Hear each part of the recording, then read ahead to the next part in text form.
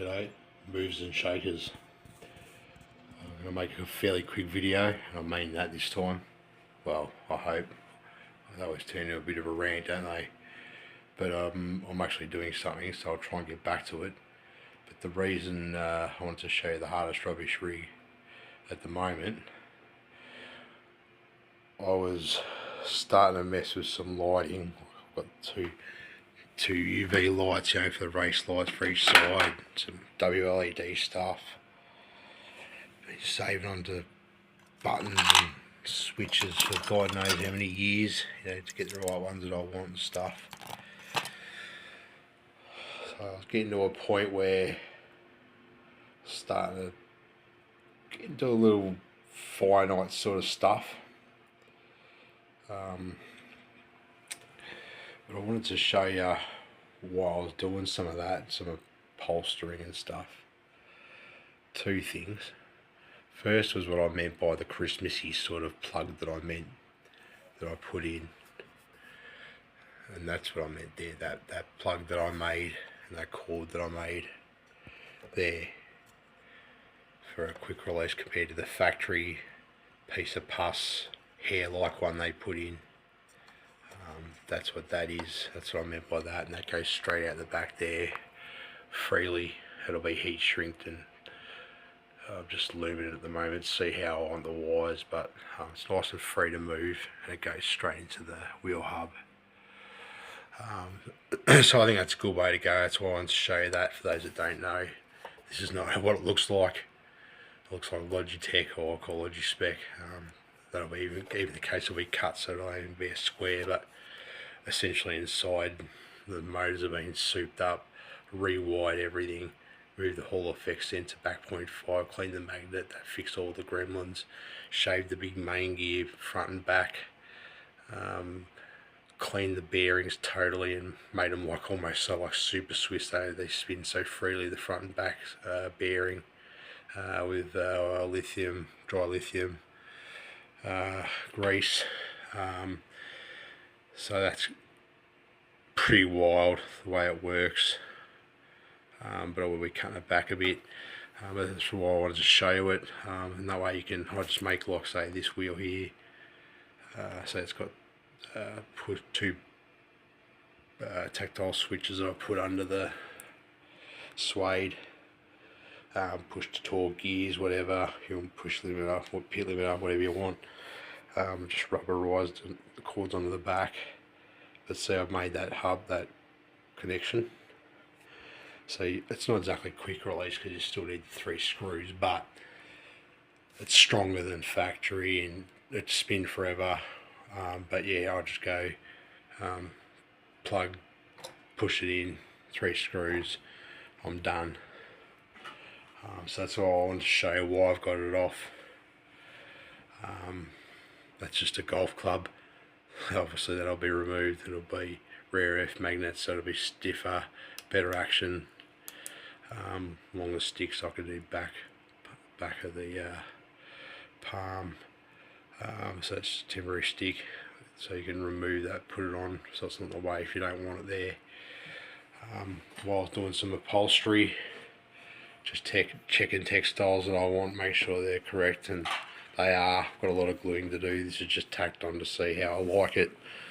But when I say seamless, this is what I meant. I'll be putting the suede on. This is more of a test, but I'll be doing it a lot finer and cut harder and glued harder. But when I say seamless, that's what I meant, where you can't feel the difference. Almost like a sneaker.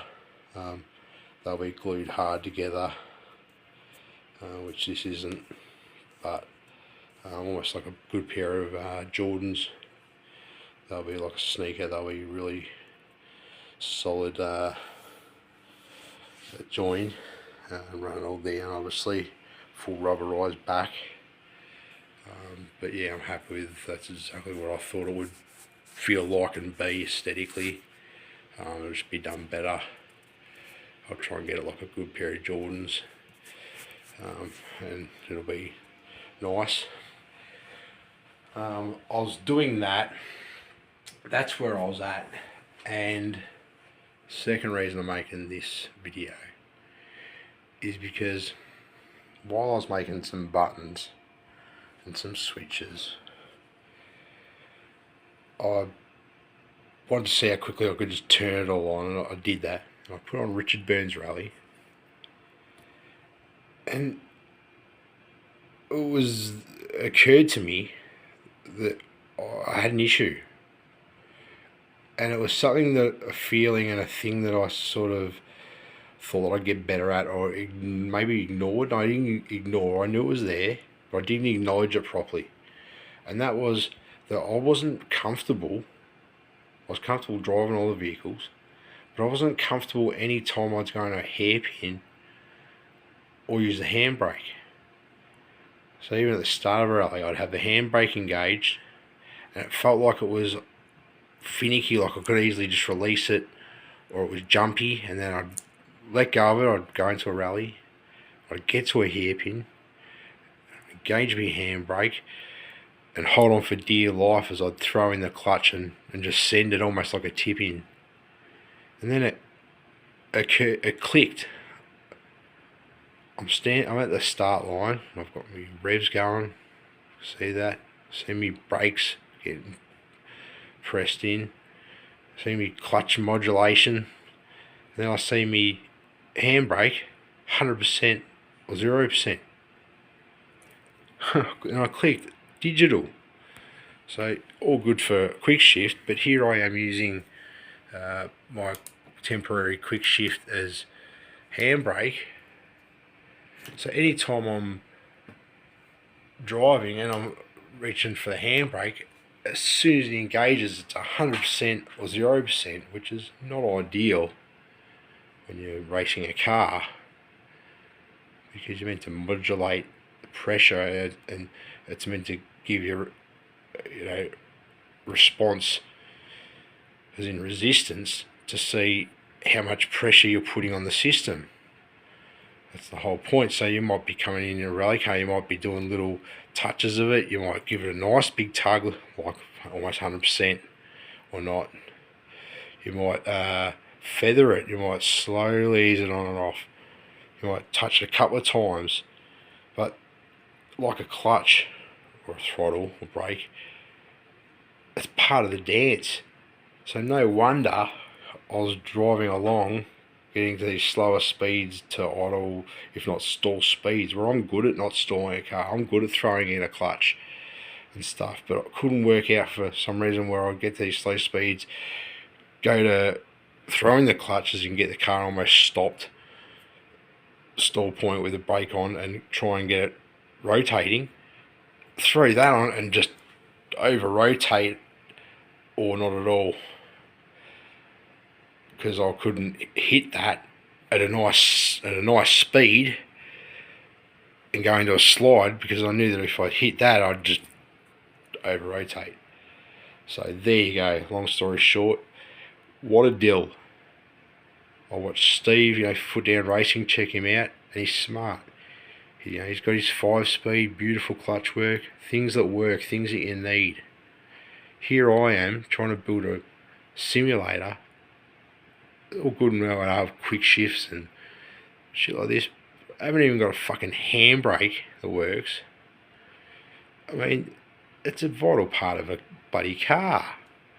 So up there for thinking. I'm glad I ran into that sooner than later. And like Steve, I want me 5-speed and all that too.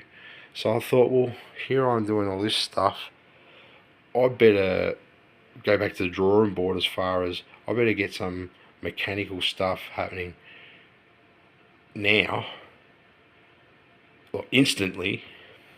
So that's what I did. I thought, well, it's just like a pedal. So I pulled one of the pedal sets apart. I got one. I put a real big spring in. Then I got a grommet, which they don't come with any Logitech stuff, but you can put a grommet on here, and that gives it really good, suction against here. So I put those like that. And then I've got an eraser, a rubber, and I'll also put that in there. So you got the spring and then the eraser, so it feels like the brake pad, or sorry, the end of a handbrake cord. Alright, and then there you go. So, and then I took out the white stopper at the end there. So instead of like you'd want with the brakes system type that you'd go for, where it's got compressed air that bounces it back with the spring, I've let it open like a valve, so I let the air out, like out, and then sucks it in as it releases. So it's opposite of what you'd actually usually want, but the way I've got it working works brilliantly the wrong way. So it's like it feels hydraulic, and that's what I've done. So I've done that and then put the nylon spaces in, so it's real tight. But there's the thingamajig, the positional sensor, and I don't know if you can hear it, and I won't push it hard, but it just works beautifully. And you get to the end, there's still more travel. Feels like the end's there, and it's got the nice rubbery bit. And then I'll just get my pole, you know, stick that I'll end up bolting to it like that, and there you go. There's me analog non-digital handbrake, and it feels really nice. It feels really natural. It's got really good spring back and travel, but not too much. So that'll go straight on. There's a couple of solutions. I can do the whole thing. So there's a whole spring behind the whole mechanism, so it pushes onto something and then drops to the floor like a hydraulic one. And then I could do it so it sets up bolted on hard onto it, so only the black bit goes up. Or I can do it the way I'm doing it, which is, I'm trying to do everything one hand here, like that, on that angle. So the handbrake's straight up, and it engages like a rally car will. So essentially I'll have that where you can remove that. So it's just the mechanism here. The handbrake like that, where I can remove the handbrake, like that, where I can remove the handbrake handle as well, so the mechanism's hidden like that one too, so there's nothing in the way. And then this is broken, but I'll fix it easily and I'll change it. The 5-speed mechanism will be down here, and that'll also, or the stick that'll be in there, the shifter will be removable too. So you'll be able to move all 3 things, so there's none or the one you want or all of them there. Motor for here, so rumble like all fuck, a whole lot down the system. So look, I'm glad I ran into that issue and clicked with what Richard Burns at Rally Challenge was throwing up at me, and recognising that it wasn't just poor driving, it was for a reason, and that led me to realise that I've got to get some things done on the hardest rubbish rig way before I should be doing other things. Checking out textiles like this, I always knew how it would feel and work together. You know, I can imaginate this stuff.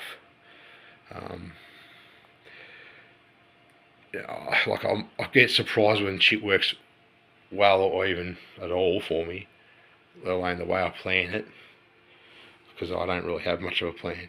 But I know what, I don't know how to explain, but I know what feels right. So even if it takes me 100 times, what I've got in my head, even though it might be unconventional the way I do it, the result of what I want, it's the only way to get it like that. In other words, you can't buy stuff in a market that does all that together. So as much as, even if I had money, which I got none, that's why this is all free, I would love to just go and get direct drive motor and do all this cool stuff. To me, it's like, it's still, unless you're Stillian, from Race Beyond Matter, g'day brother, thanks for subscribing. And some terrific people, even Third Wheel exclusive, thanks brother. Will, Boosted Media. He even watched Steve, Foot Down Racing. It's just like, it's dope, it's the aesthetics, it's the finest things that you gotta get right to make you feel like you're in a race car, and that goes beyond just buying a product. We could all go and buy a product. Well, look, I say these, now it's turning a long video. Here's me double talking, so that was incorrect, right? Because go to podium 1, movers and shakers, podium 1. If you're watching this, if you see this, podium 1, guys, I love what you do. If you ever want to start the whole thing in Australia, me and my mates, Fredo Fraser, we'd even get Steve on board from Ireland, mate, we could do that here. But check out podium 1, movers and shakers, if you haven't already. How do I describe this? They do what I would love to do. They're doing it. They've got it done. They're up to the stage where I go wild bananas thinking they're doing that. So as we speak, I think they're getting full race cars, putting on spits so they can do upside down 360. Do it on probably 9 DOF, whatever, probably 100 DOF. And then they probably already thought, if I've thought of it, they would have. You'd put it in one of those Vegas domes, some type of shit. But anyway, the point is they're at that level, from making simulators for people at podium 1, up to even doing what I'm doing here, more custom type. Well, it's just full customers in for a reason, but they can do stuff like this, down to people that want to spend, like for motorsport teams, want to have a triple screen, but they want the actuators so it feels certain resistance and motion stuff to ride out how I think, going next level. They go next level. So I think about smells, I think about the aesthetics around the race car, sounds, not taste, but peripheral sounds, peripheral visions, to the point of even having a pit team. There's so much, like when I was doing a set for a Phantom of the Opera or a stage play. It's like so many layers and levels you can do to immersion. They go to that level. Check them out, podium 1. I'm going on a rant. This is what I do, because I love this shit. If you see this shit, podium 1, shame you're in US. I'd work with you guys, not for, with. We'd work together. But I've got radical ideas that would even blow some of your guys' minds. But that's the community. That's what we love doing. Thanks for watching. Want to see more? Like, subscribe. You know the drill. Better get on to it.